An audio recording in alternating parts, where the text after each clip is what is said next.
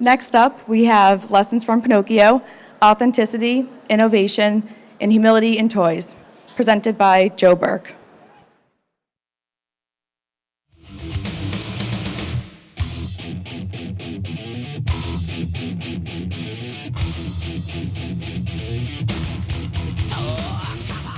All right, thank you for the walk-in music.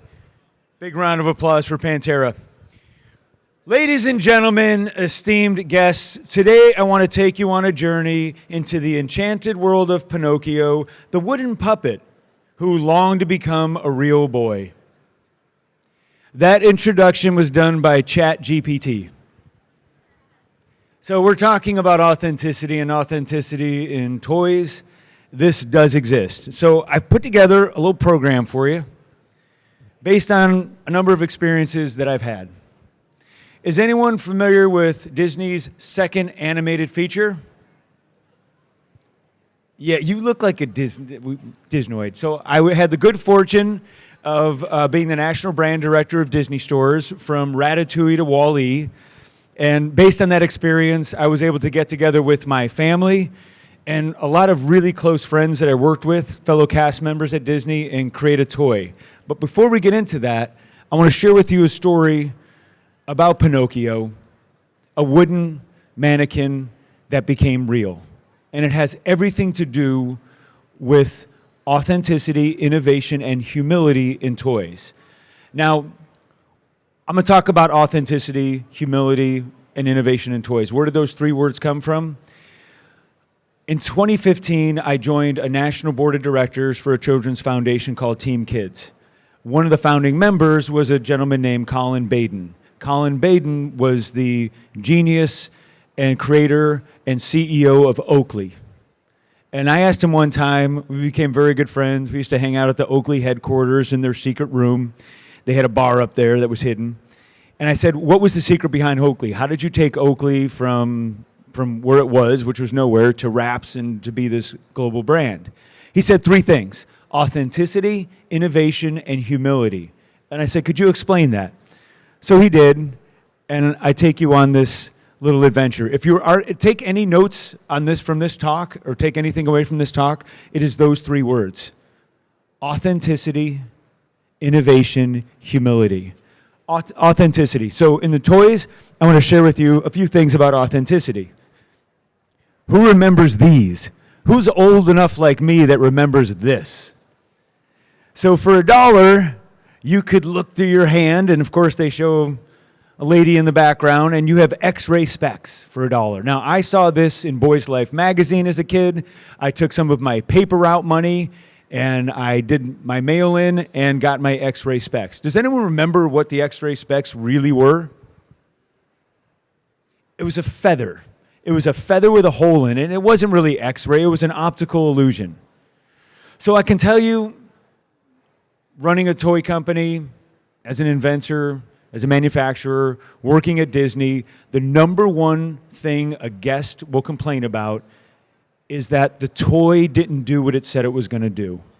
Who here was a kid or a parent that saw a packaging or a box that said, oh my gosh, it does all these amazing things. Look at the kid is floating in the air, he's levitating, and it's going to do, and then you get the toy and it's like, it didn't really do what it said it was going to do, or it's broken, and then you want to return it. That is not very authentic. These, as kind of wacky as they were and as fun as they were, the X-ray specs, not authentic. Who remembers Squirmels? Anyone remember Squirmels?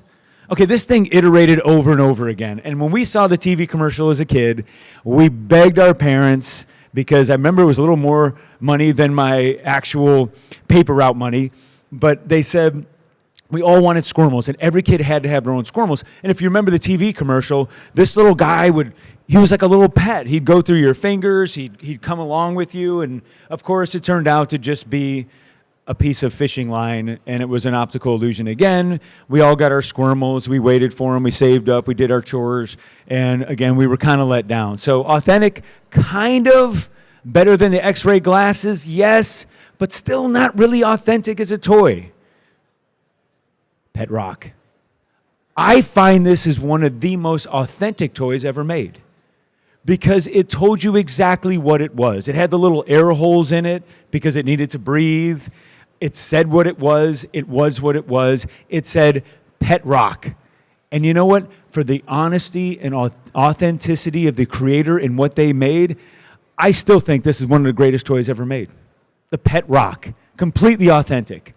So to recap, Colin Baden, good friend, board of directors, he built Oakley on 3 principles: authenticity, innovation, and humility. These are authenticity. I find this one very authentic. Innovation. Anyone remember this thing? This is a crazy little piece of history. Yes. So this was invented by A.C. Gilbert, the guy who did the Erector set, and he also was a super smart dude that dabbled in uranium. This was an atomic energy lab, super innovative, but it actually had uranium, plutonium in the kit. Not a very good idea. And if you look at the upper left there, yes. Innovative, but I don't know if it's the right kind of innovation kids were looking for with isotopes in it. Lightyear. So I mentioned I was a brand director at Disney stores from Ratatouille to Wall-E. This was a great toy. It was a Lightning McQueen that had a video camera in the front, and then it had a remote with a little video screen on it. And as the guest would walk into a Disney store, the cast member would have the remote and would say, "Oh, look, the car can ride around and you can see the car's perspective." So I got together. I had a great team there. I got together with a team there, and we made this rotating impact moment. So the car looked like it was at a car show, and it rotated 360. You look at the remote. Boy, innovative toy. The returns on this thing, you can't imagine. So year over year, we'd look back in hindsight, and you'd say, hey, I got a great idea for a toy, and if it was super complicated, it wasn't a winner. At least from my perspective, I'm not speaking on behalf of the Mouse House, but from my perspective, simplicity always won. Year over year, simplicity always won. So trying to distill a toy or an experience down to what a kid is going to love, to me, is innovation. Now, that said, here's another example of an innovative toy. I mean, so innovative, it made it into the movie E.T. Who had a speak and spell? Who knows this thing? I still find this one of the most amazing, innovative toys that I hung on to as a kid. And just for what it did and what it could do, and it actually helped get an alien home in the movie E.T. So, highly innovative toy, speak and spell. Humility. Humility in toys. Maybe kind of a strange construct to think about. So, what do we look at when we come through humility in toys? Like, I love this thing. Like, to me, that is a humble toy. That is a play pattern that is universal. I mean, I don't even know when the first one was made, but it's like, I love what this guy did. Like, or girl that, like, the front, it's got like a brush guard with 2 bent nails. You got the tire up there. Hell, you even got like an antenna back there with a nail. Like, I love this thing. You know why? Children, when they seek to play and use imagination, you don't always want to do all the imagination for them. You want them to lead, because this play pattern is the same as this play pattern. It's 4 wheels. And this one's, I think, is super cool. You got the skull jamming air in the front. You got the big exhaust pipes. But when we talk about humility in toys, in my experience, Disney, other places that I've seen, toy inventors, toy makers, sometimes we overthink it. Because if this truly is the play pattern, this is super cool, but this is still the play pattern. And so humility in toys is understanding toys from the mind and the eyes of a child. This guy I love. I mean, like, he's wood. He's got like some actuated limbs, and some little knees, bends, and hips. Again, play pattern, action figure, imagination. Same exact as this. These two, to a child in many ways, are the same. Now, Spider-Man, awesome franchise. Yes, inspires inspiration. But when it comes to toys and it comes to humility, this is what they're really after. The imagination of a figure that moves, and they can make it do whatever they want to do with their imagination. Because we know that Albert Einstein said imagination is more powerful than knowledge. And I think he was correct. So that said, that's a little bit of background from a perspective of one person with a concept or an idea in the toy business. I do want to share with you a story what I call Geppetto's kitchen table. So this story goes back to, I think it was 2015. I had been working with this nonprofit, and I was before I was chief marketing officer, working for Goodwill Industries, which is an amazing organization. So I'm working for Goodwill Industries, and my daughter at the time was about this big, is a soccer ball and a volleyball that she's kicking around the house and breaking everything. I mean, who was told as a kid, don't play ball in the house? And there I was, as a parent going, don't play ball in the house. And then my wife's like, well, maybe like she's trying to learn soccer. You should be more. I'm like, okay. So we did some drills in the house with a ball. And of course, more things broke. And I finally said, it was a hot day in Southern California, and I kicked the ball in the backyard, and I says, no more. And I turned around in the kitchen on a Saturday, and she's crying. And I'm sitting there thinking, all right, I just got Father of the Year award. So that day, and this is the story from Geppetto's kitchen table, I looked at her and I said, you know what? How come nobody's made a ball that you can play with in the house? I mean, is it really that difficult? So, of course, we got on Amazon, and it was sort of like the Nerf and things, but I'm like, that's still going to knock a lamp over. And so that day, we sat with a balloon and some painter's tape, and we started putting together the world's first safe indoor play ball. And this was her that day, and I got a smile out of her. She was crying earlier. And this one Saturday afternoon, which was something we did for our kids, turned into an obsession. 100 different prototypes, 2 U.S. utility patents, trademarks, and this was my focus group. So is anyone go to like 24-hour fitness? You guys familiar with that? They have like a kids club. You go in. So on Saturdays and Sundays, I'd go in to play basketball. I'd bring the latest prototype, and I'd take my kids into the kids club. I'd check them in, and I'd throw the latest prototype in there just to see what would happen. And most of the times, like there was a whole bunch of different balls in there, and they got lost in the ether. This one Saturday, the 12-inch version of what I had made and the combination of materials, it was still just a prototype. I was waiting to check in my son, and I'm throwing the ball up like this, and all these kids start migrating all the way up to the front counter to look at what was happening. And almost like if you've ever taken like a fish and you put a little like food on the top of a fish bowl and all the fish, that's what was happening. Like all these kids wanted to see it. So I said, okay. I go here, Jameson, my son, I go here, take it in, and they all just sort of flock to it. I go work out, I come back, and the ball's gone. And so I go up to the person, I say, hey, did you see a ball? It's white and kind of like yay big. She goes, was that yours? I go, yeah. She goes, we had to take that away. And I'm like, what happened? She goes, they would not stop fighting over it. In the parking lot, I called my guy. I said, I need 1,000 of those. Just 1,000 of them. Make them as quick as you can. Get them to me as fast as you can. Air freight them if you have to. And then we started testing them out with friends, families, neighbors. And this was just some of the pieces that we did along. This was some of the early prototypes in our kitchen. My 2 girls and my son were all using them. And then I worked with the university team. At the time, I was mentoring at Cal State Fullerton in the business school. And I just said, hey, guys, let's put a business plan together. So they put a business plan together, and this thing all started taking off. In 2019, we were very fortunate to win a Toy of the Year award here at the Toy Association. And we piled on a whole bunch of other awards since. From that day, we now have 22 SKUs. We are now STEAM accredited. We found out, and it's just some of the more amazing things in the toy business that you can use to your advantage that won't cost you any money. Bad reviews are your best friend. People would say, oh, it's just a beach ball. And I would publicly write them and says, oh, well, if you want, I could just send you one and you can decide if it is or not. And I said, I'll burn 100, 200 units doing that. And in the early days, that's what we did. Every bad review, I'd say, yeah, I'll just send you a free one. Then we got to be known as, hey, go to this guy's Instagram profile, say something bad about his product, and he'll send you a free one. And I'm like, great, we're just going to keep sending you free ones. So we did, and they became our biggest brand champions. And we're very, very proud of our reviews, and we learn a ton from our reviews. If you're in the toy business, if you make toys, if you work for a toy maker, read your reviews. Your customers will give you every great idea. We saw customers with videos of them hitting this with a baseball bat as hard as they can in the house. Then we announced Ollyball Slugger. We had Mike Trout's hitting coach do the videos.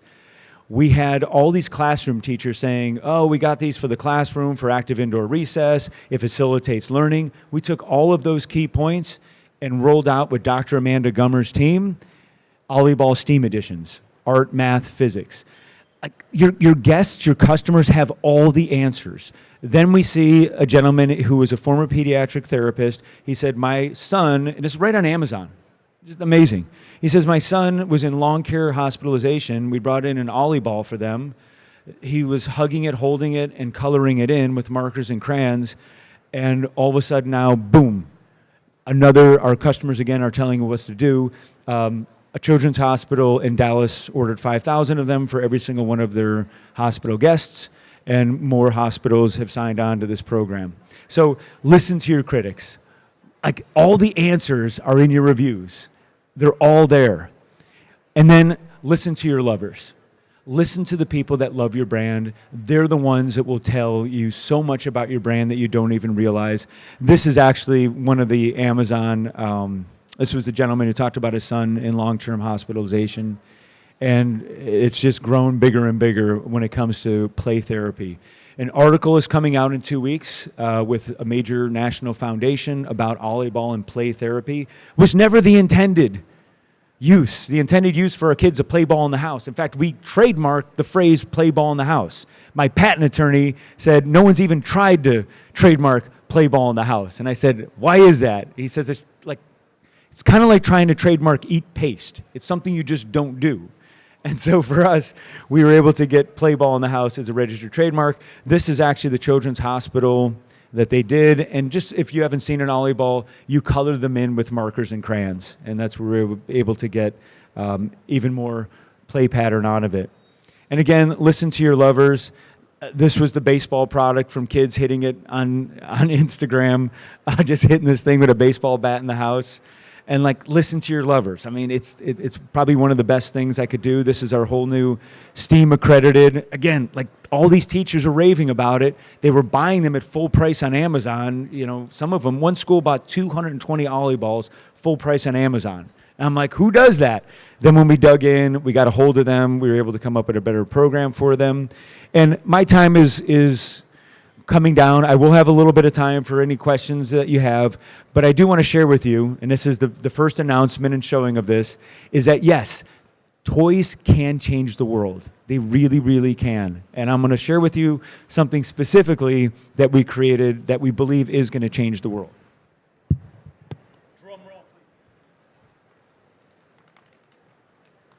So this is Ollyball Planet Earth. It has 150 countries you can color in. On the way down here, oh, I'm sorry. I'm just going to be loud. Is that okay?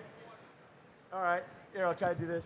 It has 150 countries that you can color in. On the way down here, I ran into some folks from Japan, and they colored in Japan.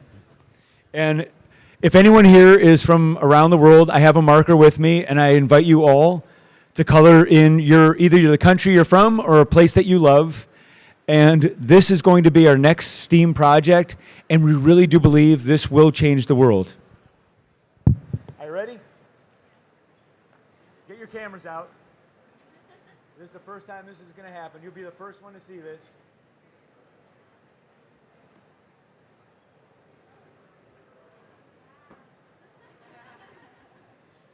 Ollyball, this is Ollyball Planet Earth.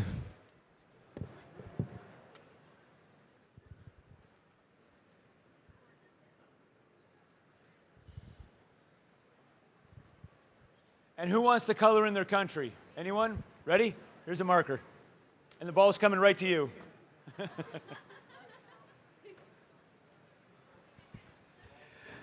So if you have any questions, I'd be happy to answer them. It's been a heck of a journey. And again, lessons from Pinocchio for me was to make something real.